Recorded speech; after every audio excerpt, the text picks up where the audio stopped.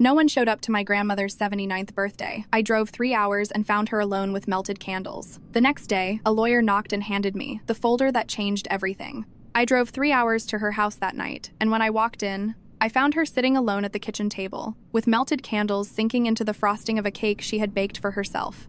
The next morning, a lawyer knocked on her door and handed me a folder that changed everything. She had baked her own birthday cake. That was the first thing I saw when I came through the back door at 7:43 p.m. on a Thursday evening in October. A 2-layer vanilla cake sat in the center of the kitchen table. Buttercream roses were piped along the top edge with the steady, careful hand of a woman who had been decorating cakes since 1971. 79 candles had been pressed into the frosting. Most of them had burned down to little stumps. Wax had pooled in pale yellow rings around their bases. There were 8 place settings.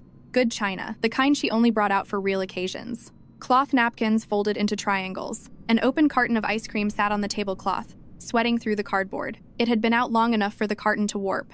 My grandmother was sitting at the head of the table in her good blouse, her hands folded in her lap, looking at the cake. When I came in, she looked up. Her face rearranged itself quickly. First surprise, then something that tried to become neutral, then something she gave up on hiding altogether.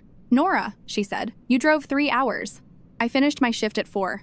I said. Traffic was fine. Neither of those things was a lie, technically. The drive had taken 3 hours and 12 minutes, and I had broken 2 separate traffic laws to get there before 7. I put my bag down. I sat across from her. I looked at the 8 place settings, the melted candles, the warped ice cream carton, and I made a decision right there that I was not going to say a single word about any of it. "Did you eat?" I asked. "I waited," she said. Then, quieter, she added, "I thought someone might still come." I got up and found a lighter in the kitchen drawer. I lit every candle that still had enough wax left to catch, maybe 15 of them. Then I turned off the overhead light. "Make a wish," I said. She laughed. A real laugh. Small, but real. She made her wish. She blew out the candles. I served us each a slice of cake and a scoop of the mostly melted ice cream, and we sat in her kitchen at 7:51 p.m., eating birthday cake while the October wind moved through the oak tree outside the window. I told myself the tightness in my chest was just from the drive. It was not just from the drive. The next morning, 2 strangers knocked on her door, and everything my family had been quietly building while my grandmother sat alone at a birthday table they could not be bothered to attend came apart in a single conference room. Let me tell you what I do for a living, because it matters more than anything else in this story. I am a paralegal at Whitmore & Associates, a firm in Hartford, Connecticut, that specializes in elder law. I have worked there for 6 years. I handle wills, trusts, guardianship filings, powers of attorney, Medicaid planning, capacity evaluations, and the entire legal architecture of what happens to people and their assets when they get old and the people around them start calculating what they might inherit. I know this work the way surgeons know anatomy, not because I have a law degree. I do not, although I have been taking night classes for 2 years toward one. I know it because I have sat across from enough families to understand how people behave when money, age, fear, and entitlement all enter the same room. I know which families protect their elders, and I know which families circle them. My family called me the paperwork one. My mother, Diane, had a way of tilting her head at dinner parties whenever the conversation turned to what everyone did professionally. She would smile and say, "Nora is still doing her little legal assistant thing," in the same tone someone might use to say, "Still playing guitar," about a 40-year-old who never made it into a band. She had been saying it for 6 years. After the 3rd year, I stopped correcting her, because correcting her required a level of engagement I had decided to stop offering. My brother, Aaron, was 3 years older than me. He had been in commercial real estate development since his late 20s. He had a company called Stonewall Capital Group, a name that sounded much more solid than the company actually was. Aaron drove a truck that seemed to get replaced every 18 months. He lived in a house in Glastonbury that, in my private estimation, had about 14 months of runway between current income and structural crisis. I had never said that to anyone. I had simply noticed it, filed it, dated it, held it in the back of my mind for the day it might become relevant. My grandmother, Loretta Voss, had lived in the same house in Wethersfield for 41 years. It was a 1970s colonial on a half-acre lot, with 3 bedrooms, original hardwood floors, and a kitchen she had remodeled in 1998 and maintained with the exacting precision of a woman who understood that good things last if you take care of them. She had a neurologist, a primary care physician, a Tuesday bridge club, and opinions about garden soil that she delivered with the confidence of someone who had been right about garden soil longer than most people had been alive. She also had, as I learned the morning after her birthday, a lawyer she had hired 14 months earlier without telling anyone in the family. I had noticed nothing. I want to be honest about that. I drove up to see her every 6 weeks. I called her every Sunday at 3. I brought her plants in April and helped rake her yard in November. And I had noticed nothing. The signs were there. I just had not been reading them correctly. The first sign I missed came 7 months before her birthday, at Easter dinner. My parents hosted that year. My mother wore cashmere and church pearls. The dining room was set with the good silver. Aaron and his wife, Kristen, brought their 2 children, who ran through the house in a way my mother found charming rather than chaotic, because they were Aaron's children. My grandmother arrived at 12, 30 inches, pressed slacks, pearl earrings, and carrying a bottle of Riesling she had chosen herself. At some point during the meal, my father, Gerald, mentioned offhandedly that the Hendersons down the street had listed their house. My father was a quiet man, the kind of man who existed primarily as a supporting character in whatever story my mother was telling. "Good time to sell," he said. "Market strong." My grandmother set down her fork. "I'm not selling," she said. She was not defensive. She was just clear. Clear in the same way she was clear about garden soil. My mother laughed. "No one said anything about selling, Mom." "Good," my grandmother said, picking up her fork again. "Just making sure we all understand that." At the time, I thought it was just my grandmother being slightly prickly about her independence, an older woman asserting herself at a table where she had started to feel pushed to the edges. I filed it under family dynamics and moved on. I should have filed it under, she knows something I do not. The second sign came 2 months later, in June, when Aaron called me. Aaron almost never called me. We texted occasionally, usually obligatory birthday messages or the periodic link to something he thought was funny, which never quite was. A phone call from him was unusual enough that I answered in the middle of reviewing a guardianship filing. "Have you noticed Gran seems more confused lately?" he asked. "Not particularly," I said. "Why?" "She forgot my birthday last month, sent the card late, and she mixed up some dates when I called her last week. I'm just keeping an eye on it." "That's probably worth mentioning to her doctor," I said. "Yeah," he said. "I'll look into it." Then he paused. "Do you know if she's updated her estate documents recently, her will and stuff?" I let one beat of silence pass. "Why?" "Just being responsible," he said. "If she starts declining, someone needs to have things in order." "She has a primary care physician and a neurologist," I said. "Dr. Francis Okafor is her GP. If there are capacity concerns, that's who you call." "Right," Aaron said quickly. "Right, good point." Then he moved on. So I moved on. But I had heard it. I had heard the specific texture of that question. "Do you know if she has updated her estate documents recently?" Coming from a man whose company name sounded far more stable than his actual business. I heard it. I set it down, and then I chose not to pick it back up, because I did not want to believe that what I was hearing was exactly what I was hearing. That was my mistake. The third sign came in September. My grandmother had a brief hospitalization. 3 days. Confusion and disorientation that her neurologist attributed to a urinary tract infection causing acute delirium, which is more common in elderly patients than most families understand. She was discharged with a treatment plan and a follow-up appointment. I drove up the weekend after she came home. She was tired, but sharp. She told me about the hospital food with the precise, critical vocabulary of a woman who had been an excellent cook for 6 decades. I was relieved. I told myself she was fine. And she was fine. That part was true. What I did not know was that somewhere inside that 3-day window, while she was hospitalized and not fully herself, a document had been placed in front of her. I found out about that document later, in a conference room, when I compared signatures. The 2 strangers knocked at 9:17 a.m. on the morning after my grandmother's birthday. I was in the kitchen making coffee, still wearing yesterday's clothes, because I had slept on the fold-out couch. I was not going to drive 3 hours home at 8 at night after birthday cake. My grandmother was upstairs getting dressed. I could hear her moving around, the deliberate and unhurried sound of her morning routine. I answered the door. A woman in her late 50s stood on the porch in a charcoal blazer, reading glasses pushed up on her head, a leather portfolio under one arm. Beside her was a man in his 40s holding a briefcase and giving off the specific aura of a notary, patient, official, and not personally invested in whatever was about to happen. "You must be Nora," the woman said. "I'm Ruth Adler. I'm your grandmother's attorney." I had heard of Ruth Adler, the way you hear about people who are very good at the same work you do from the outside, by reputation before you ever meet them. She had 23 years in elder law, had been named one of Connecticut's top estate planning attorneys 3 times in the Hartford Business Journal, and was known in my professional circles for taking cases other firms considered too complicated or too contentious. "Come in," I said. She set a sealed manila envelope on the kitchen table. My grandmother's signature ran across the flap in the looping handwriting I recognized from birthday cards she had given me my entire childhood. The capital L had its exaggerated downward tail, and the pressure of the pen was deliberate, the kind of penmanship taught when people still believed handwriting was a serious skill. "She asked me to deliver this personally," Ruth said, "and to ask you specifically not to discuss it with your parents before we have had a chance to talk." I looked at the envelope. Then I looked at Ruth. "How long have you been working with her?" I asked. 14 months. Ruth said.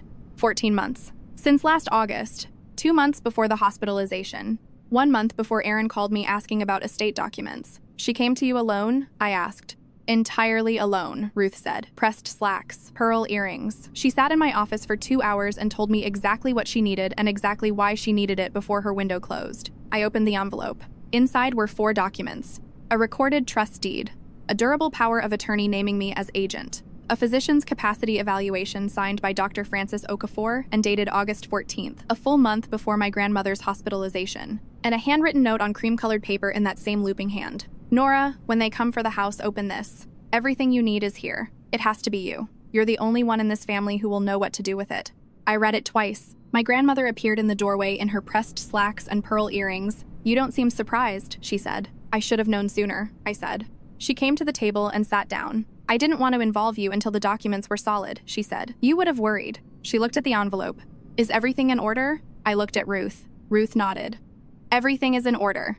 I want to walk you through the trust deed, because understanding that document means understanding everything. 14 months earlier, Loretta Voss had walked into Ruth Adler's office and done something most people do not do until it is already too late. She had looked clearly at the people around her, she had assessed what they were capable of, and she had acted while she still had full legal capacity to act. Her house at 214 Birchwood Drive in Wethersfield, Connecticut, assessed at approximately $480,000, with a likely market value closer to $530,000 based on comparable sales, had been transferred into an irrevocable trust. The terms of the trust were specific. The property could not be sold without the consent of the successor trustee. And the successor trustee was me. Not my parents. Not Aaron. Me. On the same day the trust was executed, Dr. Francis Okafor, my grandmother's primary care physician of 11 years, board-certified in geriatric medicine and affiliated with Hartford Medical Center, had conducted a formal capacity evaluation. The documentation was thorough. 2 pages of clinical observation. Standardized testing results. A signed attestation that Loretta Voss was fully oriented, demonstrated intact recall, and clearly understood the documents she was executing and their legal implications. My grandmother had engineered this with the precision of a woman who had been watching her family for a long time and understood exactly what they would do when the moment came. She had only needed someone to open the folder when it arrived. I found the lockbox that same afternoon. It was a realtor's combination lockbox, the kind with a 4-digit code, clamped to the gas meter behind the hydrangeas on the side of the house. My grandmother did not mention it. I found it because I was walking the property from the same instinct that makes me walk every room of a client's house during an estate intake. I like to understand the geography before I understand the paperwork. When I came back inside, she gave me the code. Tenjo by Sisherwu, the year she was born. Inside the lockbox was a purchase and sale agreement. Cash offer, 30-day close. Buyer, Stonewall Capital Group. Aaron's company. The seller's representative line did not list my grandmother's name. It listed Aaron Voss. Closing target, November 15th. 3 weeks away. The purchase price was $478,000, $50,000 below current market value. The kind of number that can be made to look like a courtesy to a relative while functioning, in practice, as a discount to the buyer. I sat down on the back porch step with the agreement in my hands, and I let myself feel the full weight of what I was reading for exactly 2 minutes. Then I took a photograph of every page on my phone. I put the documents back in the lockbox, replaced the lock, and went inside to call my mother. Diane answered on the second ring, which meant she was available and in a good mood. Both of those things made sense, since, "Sweetheart," she said. "How's Gran?" "She's fine," I said. "Mom, there's a purchase agreement in a lockbox at our house. Aaron's company is listed as the seller's representative. The closing is in 3 weeks." There was a pause. "That's being handled," my mother said. Not flustered. Prepared. She had the tone of someone who had already rehearsed the conversation. "She doesn't know the house is being sold," I said. "Does she?" A longer pause. Then, in a lower voice that she may have intended to sound confidential but landed instead as simply revealing, my mother said, "Nora, she won't remember the house by Christmas." I stared at the kitchen wall. "Her neurologist does not believe she is near that stage of decline," I said. "Her neurologist doesn't live with her. Your father and I have been watching this for a long time." Then she said the thing that told me exactly what this was. "Aaron needs this. The company is in a difficult stretch, and the house can fund a proper care facility for Gran and help your brother through a rough patch at the same time. It's practical. It's not legal," I said. "Don't be dramatic," she said. "Your brother has handled the paperwork." I thought about the September power of attorney Ruth had mentioned, the one that had been obtained during my grandmother's hospitalization. I thought about what a signature looks like when a woman who is fully oriented signs her name. And then I thought about what a signature looks like when she is febrile, confused, and someone places a pen in her hand and points to the line. "I'll talk to you soon, Mom," I said. Then I hung up, picked up Ruth's card, and called her. "The closing is November 15th, I said when she answered. "Conference room B, I assume. The title company Aaron uses is Hartford Title and Trust." I know, Ruth said. I've been expecting your call. What did they use to try to supersede the trust? I asked. A power of attorney. Executed when? September 9th, the day after your grandmother was admitted. She was running a fever of 103 and could not reliably identify what month it was. Compare the signatures, I said. I already have, Ruth replied. I have both originals, August and September. You will want to see them side by side. I drove to her office that afternoon. Ruth laid both documents on the conference table under good light. The August signature was my grandmother's full signature. Confident. Looping. The capital L had its exaggerated tail. The letters connected with the fluid pressure of a woman in complete possession of her hand. The September signature was something else entirely. The letters did not fully connect. The baseline drifted downward. The L was barely recognizable. It looked like the signature of someone trying to remember how her own name was spelled while under significant physical distress. Two completely different hands. One belonged to a woman who understood exactly what she was signing. The other belonged to a woman who had been told where to press down. I sat with both documents for a long time. We also have Dr. Okafor's August capacity letter, Ruth said, and I requested a current evaluation confirming that your grandmother's current cognitive status renders any document signed after September 1st of this year legally voidable. Who did you request it from? I asked. Dr. Okafor. And I also contacted Dr. James Whitley, a geriatric psychiatrist at Hartford Medical Center with 17 years of forensic capacity assessment experience. He reviewed the September signature and the hospitalization records this week. She paused. His written opinion is that the September document was executed during a period of documented acute medical delirium. His opinion is that it is legally void. I looked at her. You've been building this for 3 weeks, I said. Your grandmother called me the day after she was discharged, Ruth said. She knew something had been put in front of her. She wasn't entirely sure what she had signed, but she knew something had happened. I thought about my grandmother 3 days after a hospitalization, standing in her kitchen and calling her lawyer with the same quiet determination that had sent her to that office 14 months earlier in pressed slacks and pearl earrings. My son will do whatever Diane tells him, Ruth said, repeating what my grandmother had told her, and Diane will sell the house the minute I can't stop her. My grandmother had seen it coming so far in advance that she had built the entire defense before the attack even began. November 15th. Conference Room B. Hartford Title and Trust. 2%. I arrived at 1:40 with Ruth and the folder. We took seats on the same side of the table. Ruth laid her portfolio open without ceremony. The title officer was already in the room. Her name was Cynthia Marsh. She had been in real estate title work for 19 years and had the carefully professional expression of someone who had seen family transactions go sideways before. She looked at me when I sat down. Then she looked at Ruth. Something in her expression recalibrated almost imperceptibly. My family arrived at 1:55. Aaron came in first, along with a realtor I did not recognize and a buyer's representative from Stonewall Capital, a man in his 40s with the particular energy of someone who had done this kind of transaction many times and expected it to be over quickly. Then my parents came in. My mother wore a cashmere blazer and church pearls, the full presentation deployed. My father came in behind her, which was where he usually was. My mother saw me and stopped in the doorway. "What are you doing here?" she asked. "Taking a seat," I said. She crossed to the table and sat down without another word. Her jaw had the set it got whenever she was recalculating. Ruth opened her portfolio. She produced 3 sets of documents and laid them on the center of the table one at a time, each one carefully aligned, centered, and square, the way documents are placed when their contents are not in question. First, the recorded trust deed, filed with the town of Wethersfield on August 16th of the previous year and recorded in the land records as a public document. Second, the durable power of attorney naming me as agent, executed the same date, witnessed and notarized. Third, the capacity evaluations. Dr. Okafor's August letter confirming full capacity.